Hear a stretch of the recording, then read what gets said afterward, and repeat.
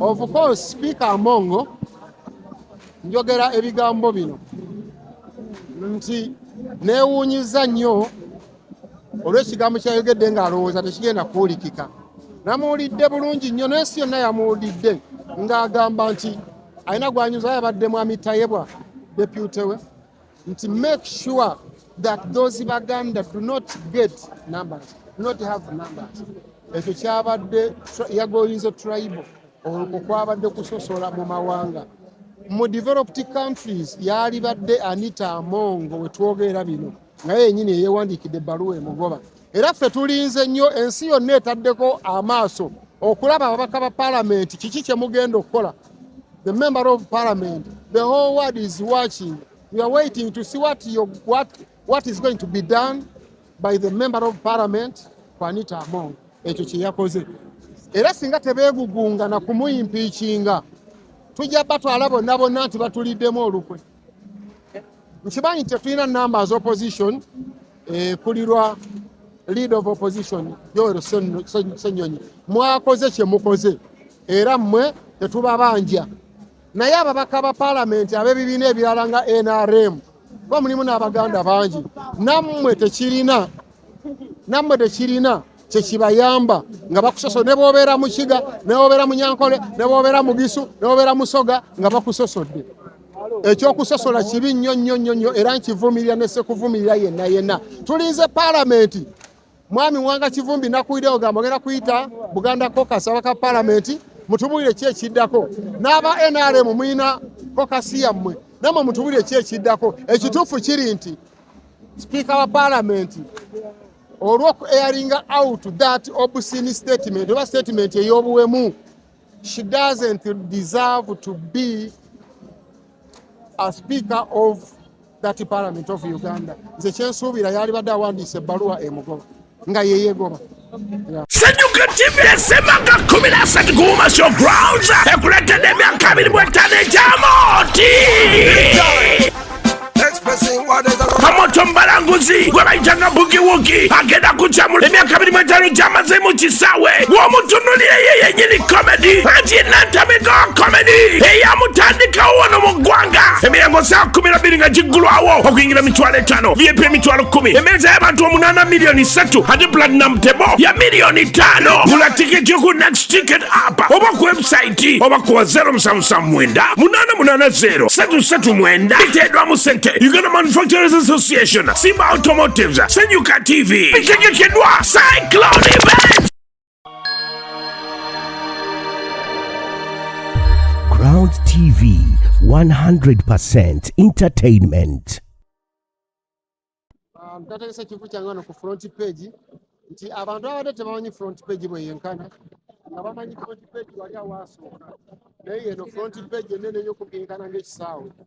Ne Mukama mulungi ampadde omukisa enkuba yatonyeemu emisana n'entya naye neemala n'ekya ndowooza enkuba yabadde eyoza ku ssente yabadde eyoza ku ssente nga zigenda kujja abantu bazze mu bungi nnyo era ne wajjula ate singa poliisi tetataganyiza nnyo poliisi egadde emiryango okuva ku ssaawa nga 2 nga tulwana bulwanyi nayo nongene kufulu yeri nagenze namenya emmenya badde bayingira nga poliisi manyi kibadde mabega waakyo nga tebagala abantu bayingire. Abantu bangi nnyo abatidde ne baddayo eka yadde ne bana abazze bajjuziza. Ndowooza abazzeeyo bansonyiwe nja kutegeka ekivulu awantu awasinga kuwa n'obunene bwenjo bayita. Of course bwe mbadde nsuubira ebbanga lyemaze nga ennyimba zennyini ne amakulu agali mu nnyimba zange n'obungi bw'ennyimba mbadde nsuubira nti abantu bwe batajja ate lwe naalyewuunyiza. So kino mbadde nkisuubira nti bajja kujja era y'ensonga lwaki nakitegeka olugendo lwakuba ndi sirelaboletinze bulungi nnyo olwa poliisi buli kadde ebadde gyano okuva ku ssaawa 4 muggaleewo temwakiryalinze kyokka nakiryalinga okuva enaggulu ngende wa KMP ewa RPC Mwami Seguye Nateete n'akola ki n'atukiryalinga ne bajja ewa OC oba babuuse DPC simanyi tubaze ne instructions za kuggalawo Kivulu naye naffe tubadde baŋŋumya mutwe ne tugamba tetujja kukiggalawo mutuleke eddakiika 2 bwe twongerayo naye ne mulangira tuyambye nnyo wano ne twogera mpaka ne tuharmonizinze netusobola okukola naye nga tukolera mu bugubi banga muddakiika nemala ennyimba 3 nga batuma omuntu aveeyo so tebanyimbisiza bulungi nnyo yadde abantu banyumiddwa naye singa twabaddeewo kuntaataaganya oba oli awo abantu baaliwombeddwa nnyo olugendo.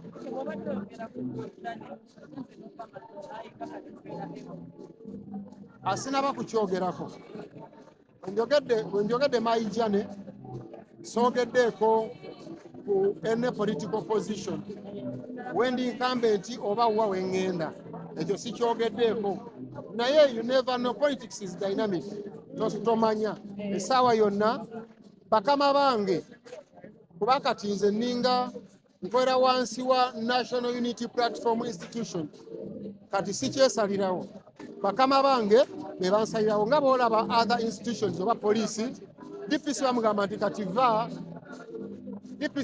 kati va ekatwe ogende ekabalagala tosobola gaana bw'oba owulira toyagala genda va mu poliisi obakola eyiyo kati nange National Unity Platform mukama wange Robert Kyagulanyi Ssentamu n'obukulembeze baffe be bansalirawo ne kaadi ya NUP ey'obwa meeya siina bukakafu oba naagifuna wabula bwe bagimpa nja kuba musanyufu nga nzirawo bwe batampeeyo ne bampa eya disitulikiti okulembera disitulikiti Wakiso era I will be happy for that.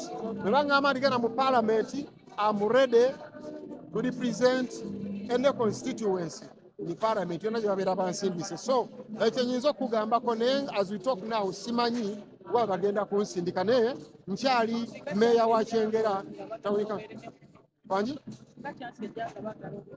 singa chance ejjanga baagala bere MP era kyenkola kwasobola kugenda bakama bange era ndirede ya ndizavinga okubeera MP golaba sisaana ndi kapere nnyo ndi mujega nnyo okusinga abali mu parliament abo bonna bansinga abali mu parliament abo kyeŋŋamba nti ndi mujega nnyo okusinga bonna abali mu parliament ziva mu mutwe ogutali gwa muntu muyiya nenjiya politics oyo yenna ate nsomye politics nenkamala ati nsoma political science so mu bufunze nize bakama bange kibuzo kyo kyombuuziza bwe bansindika wenzira okujjako bwe bansindika kuba kansala sigenda nobeera si wano sigenda mpumula buwummuzi naye nesigala nga mpagira National Unity Platform n'ogikolera campaign. Of course Honorable Rutaya yayogedde oluzungu alumanyi lwakuba nti abantu bandareetinga abayimbi tebamanyi nti nno oluzungu abayimbi balumanyi lwakuba nti ebbanga lyetumaze nga tuyimba for example for the last 20 years tubadde tuwandiika ennyimba nga tuzimba mu Luganda so there was no need of speaking English kubanga tuyimba mu Luganda tuyimbira Baganda naye bwe kibanga kiri necessary okwogera oluzungu lwogero omuntu agenda mu parliament okimanyi bulungi nti alina okubeera ne academic qualifications eza senior 6 oba eziri equivalent to senior 6 kati omuntu alina equivalent oba alina senior 6 certificate tasobola butamanya kwogera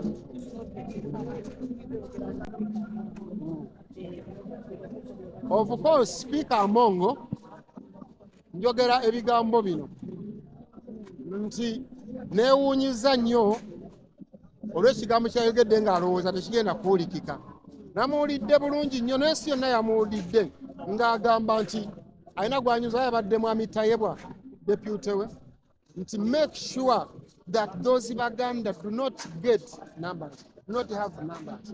Ekyo kyabadde yagoyinze tribal olwo kwabadde kusosola mu mawanga mu developed countries yali badde Anita Mong we twogera bino naye yennyini yeewandiikidde ebbaluwa emugoba era ffe tulinze nnyo ensi yonna etaddeko amaaso okulaba ababaka ba parliament kiki kye mugenda okukola.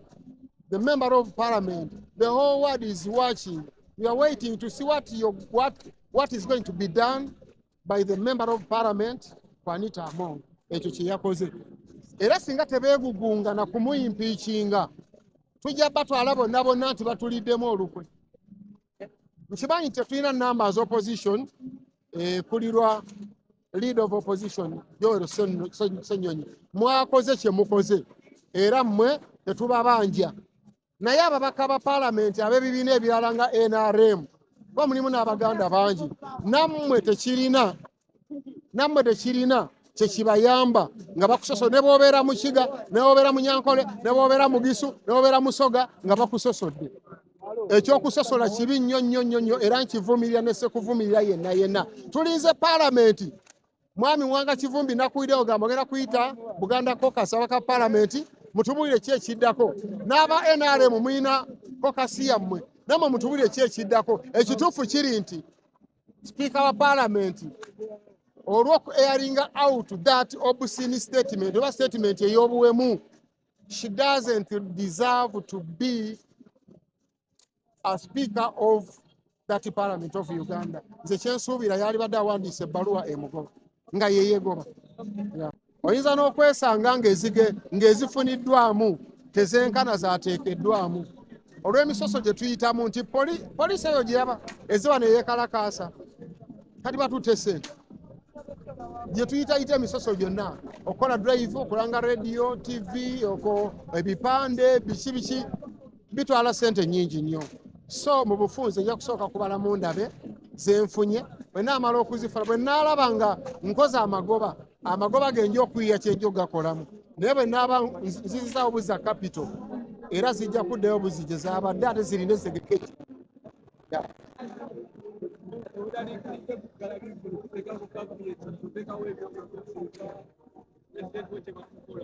Of course kankubuulire ebyobufuzi tulina obiteekawo. Omuntu gw'olaba atya okwogera ku byobufuzi abeera yakola ebintu bibiri, either yalya oba yatya.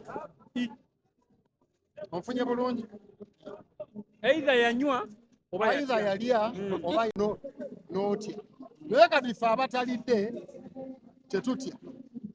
Ate era ne babeera nga manyi bulungi nnyo tebasobola kuggalawo nsi yonna. Ne babagalawo ebivu ne bagamba toyimba. Olwo babeera tebakutte ku nsonga z'abantu era ebiruma abantu. Mu Uganda ebiruma abantu si kugaana bayimbi kuyimba. Abantu beetaaga service delivery. Singa mu malwaliro mubaamu eddagala, mu masomero nga galina standard ennungi abaana tebasomera wansi, ebyobulamu bitambula bulungi, ebya security ng'ekonomi ng'omuntu asobola okubeera nga basics ez'obulamu ng'asobola zeetuusaako, ng'asobola okwegulira olugoye, asobola okugula sabbuuni, asobola okuweerera omwana, asobola okwetwala mu ddwaliro. Eyo abantu babeera nga babituuseeko. So bye biruma abantu babikoleko. N'ekirala Mwami Museveni aludde nnyo mu buyinza. Bwe yali ng'ajja wano yagamba nti ekimuleese kulwanyisa baludde mu buyinza ate ye akikoze n'akikolera ddala. Walukagga ekisembayo.